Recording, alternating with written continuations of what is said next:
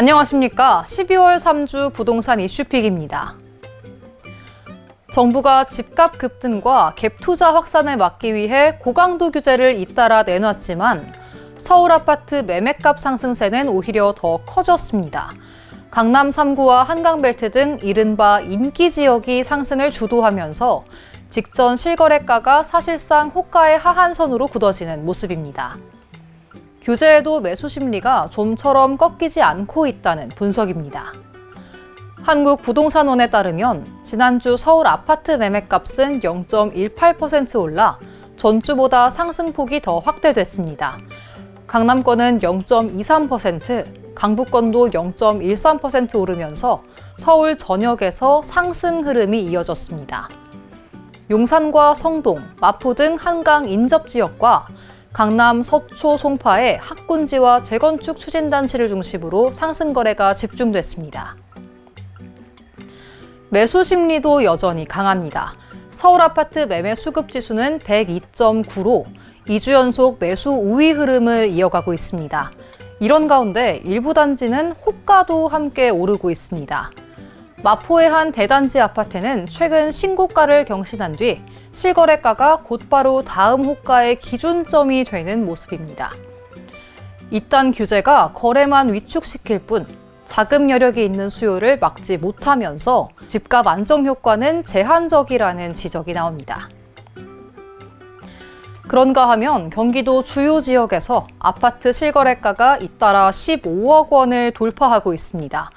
정부의 10.15 대출 규제 이후 오히려 15억 원 이하 구간에 수요가 몰리면서 그동안 심리적 상단으로 여겨졌던 15억 원 저항선이 흔들리고 있다는 분석입니다. 의정부 고산지구의 한 대단지 전용 84제곱미터는 최근 15억 2천만 원대에 거래되면서 직전 거래보다 2억 원 넘게 뛰었습니다. 성남시 분당구 정자동에도 전용 84제곱미터 아파트가 17억 원 중반에 거래되는 등 경기 주요 지역에서 고가 거래가 이어지고 있습니다. 10.15 대책에 따라 15억 원 초과 주택의 주택담보대출 한도는 4억 원으로 묶였지만 15억 원 이하는 6억까지 가능해 매수 수요가 규제 하단 가격대에 집중되는 구조가 만들어졌다는 지적입니다. 시장에서는 15억 원이 무너지면 대출 규제의 가격 억제 기능도 약화될 수 있다는 우려가 나옵니다. 실제로 서울과 경기에서 15억 원을 넘는 거래가 연이어 등장하면서 상승 흐름이 확산되고 있는 모양입니다. 전문가들은 서울에서 15억 원 이하 아파트를 찾기 어려워지면서 수요가 경기 지역으로 이동했고 심리적 저항선이 깨진 만큼 추가 상승 가능성도 배제하기 어렵다고 분석합니다.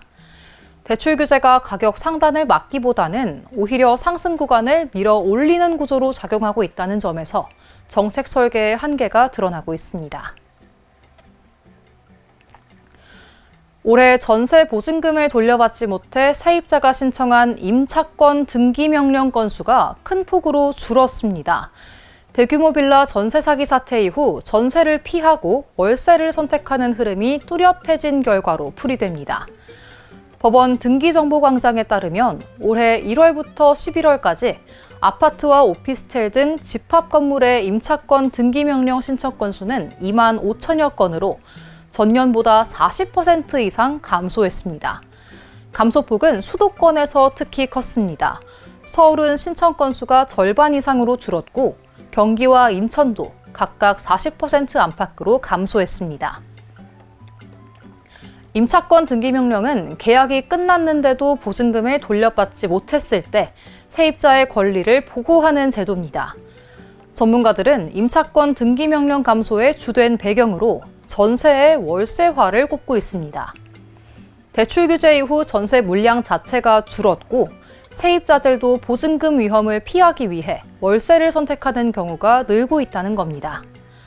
실제로 서울 아파트 전세 매물은 1년 새에 30% 넘게 감소했습니다.